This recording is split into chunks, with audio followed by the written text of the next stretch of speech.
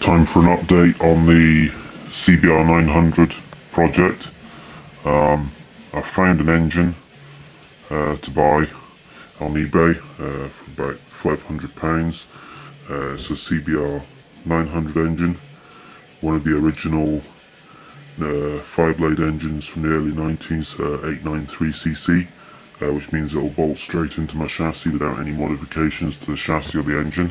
So that's good. So I need to go and buy that next weekend. So I'll have to go and pick that up. In the meantime, what I've been doing is working on the chassis itself to get it ready for installing the engine. As I probably mentioned in the previous video, the plan is to paint the chassis and the swing arm black. So what I've been doing is I've been giving them a really good clean up. The chassis and the swing arm were pretty dirty when I got them. They weren't horrendous, I've seen worse, but they were quite dirty, and I've given them a good scrub up with rags and white spirit and a wire brush and all that kind of thing. Got them looking not too bad. That's the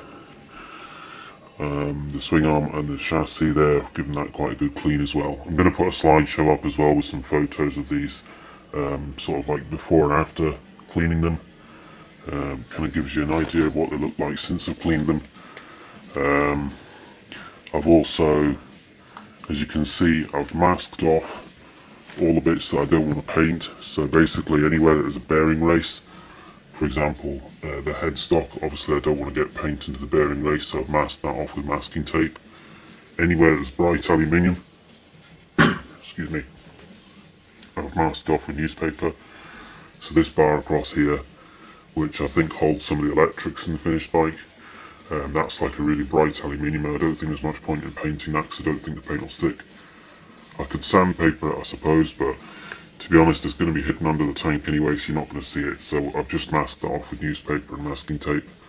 And the same with the bit at the bottom here, where the swing arm, not swing arm, whatever it is that attaches, I can't remember what attaches down here, but I've masked that off. That's kind of like bright aluminium as well. So I've masked that off with newspaper and masking tape. And in all the places, anywhere it's got thread, obviously I don't want to get paint in the threads, so excuse me. For example, these holes here where the subframe attaches, I've masked them off on both sides so that I don't get paint in them.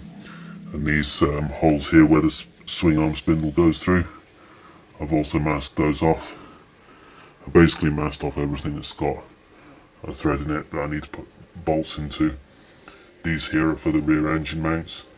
There's two of those on either side. They take a kind of like an A-shaped bit, or kind of like a triangular bit, bolts onto those, and then there's like a steel or aluminium, I'm not sure if it's steel or aluminium, but it's like a spindle that goes through the back of the gearbox to support the weight of the rear of the engine kind of thing.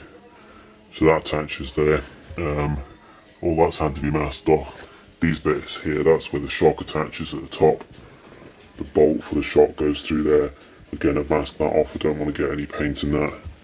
And that bit here, that's for the top of the subframe. In fact, actually I was talking rubbish a minute ago.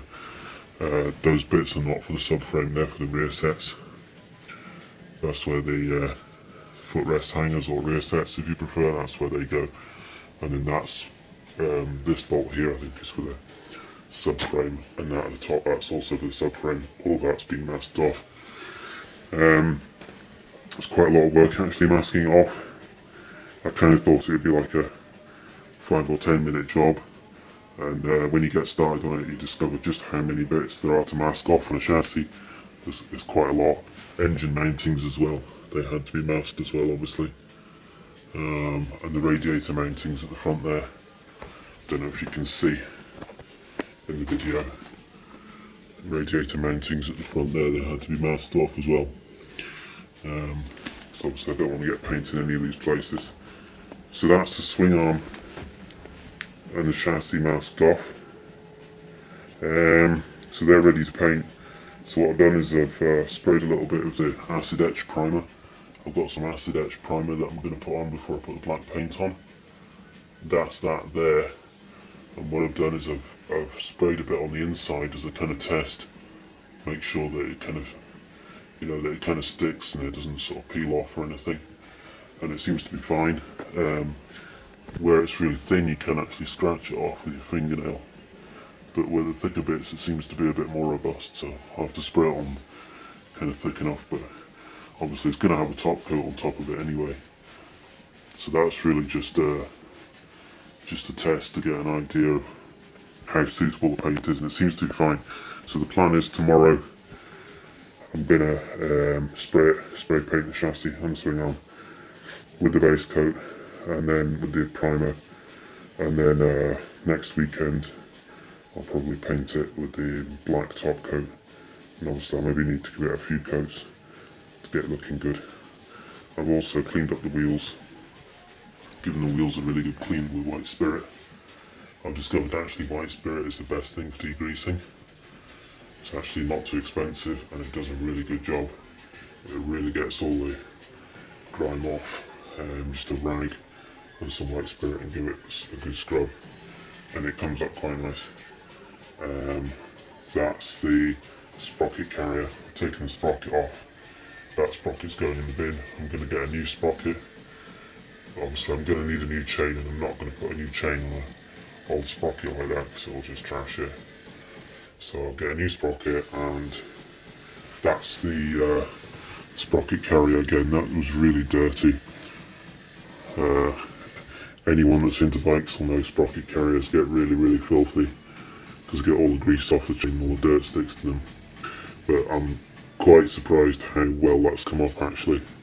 It's kind of like grey aluminium, and again it's just a rag and white spirit, and just give it a really good scrub and it almost looks like new. So I'm quite pleased with that. I was trying to change the wheel bearings earlier on as well, but I can't get the wheel bearings out. Tried to tap them out with a socket extension bar, but it just, when you hit it with a hammer, it just goes right through and comes out the other side. So I need to get a proper drift, and I think I'm also going to get a heat gun, and then I can heat the hub up with the heat gun, get it nice and hot, and that should expand it a little bit and make it a bit easier to get the bearings out. So that's the plan. If it doesn't work out, I'll just take the wheels to a dealer and get them to take the bearings out for me. I'm going to put new bearings in front and rear. That's the plan. That's the old bearings there. I think they're okay, the bearings that are in there actually. But what I've got, obviously, as I'm building a bike up from scratch, I want new bearings. I want all new bearings. I'm not going to leave the old bearings in there. And then I've got new headstock bearings on order as well. That's the headstock bearings. Again, they're not bad condition, I don't think. They seem okay, but I'm going to get new ones anyway, just for the sake of putting new bearings in. I've also cleaned up the forks quite a bit. They still need a bit more cleaning. I was debating whether to paint the forks black. I thought I might paint them black, but I haven't really decided yet. But I've started giving them a clean up anyway. The stanchions are not too bad. The outer bit at the bottom, I'm not sure what you call that, but they're a bit dirtier, and these bits right down by the wheels, they're quite dirty. They need a really good clean, so I'm going to need to have another go at them. I've given them a bit of a clean, got the worst of it off, but they really need a proper go.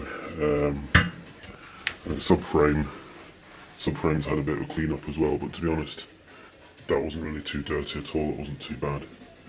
Obviously the subframe's covered with the seat unit when the bike is in use, so it doesn't get as dirty as the other components.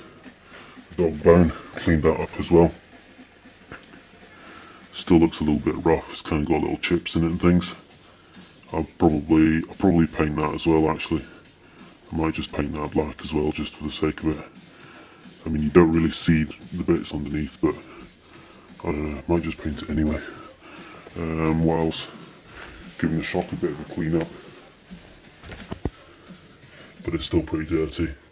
I haven't really been able to get that properly clean. It's like dirt is really well stuck on that. So, and the paint also on the spring is kind of chipped. So I haven't decided what I'm going to do. Maybe, ideally it'd be nice to get a new shock, but I probably can't afford that. So what I might do is just maybe I've got some red paint. I think I've got some red engine enamel or something which might do. Maybe just put that on the spring just to tidy it up a bit. Just to get it looking reasonably decent. So that's pretty much it. Some of the bolts are quite dirty as well. I think these are the subframe bolts, and I can't remember. I'll figure out where they go, but they need a good clean, so I'll need to kind of degrease them as well. No, actually they weren't the subframe bolts, they were the bolts for the shock linkage, and obviously that's why they're pretty dirty. Then underneath the bike, right next to the chain, they pick up all the grease and dirt and everything, so they need a good clean. Or I might just replace them and get new bolts, I don't know, we'll see. So that's pretty much it. That's about as much as I can really do on the bike until I've got an engine. Theoretically what I could do is I could build the chassis back up into like a rolling chassis and then fit the engine in underneath, like the way that you would do it if you were just removing an engine and replacing it in a whole bike kind of thing. But to be honest, I think as it's in bits anyway, the easier way to do it would actually be just sit the engine on something and just lower the chassis down on top of the engine. Just like put the engine on like blocks of wood kind of thing, as long as it's reasonably secure, reasonably stable. Sit it on the floor, lower the chassis down on top and just bolt it in place, and then just like build the bike out from the middle kind of thing. So the engine and chassis in the middle, put the swing arm on the back, put the forks on the front, put the wheels on and just build it kind of out from the centre sort of thing. So I think that's probably how I'm going to do it. But again, we'll see how it goes. So that's kind of where I'm at the moment. So tomorrow I'm gonna paint them, and once I put on the base coat I'll probably do another video or a slideshow or something to just show what it looks like with the primer on. So that's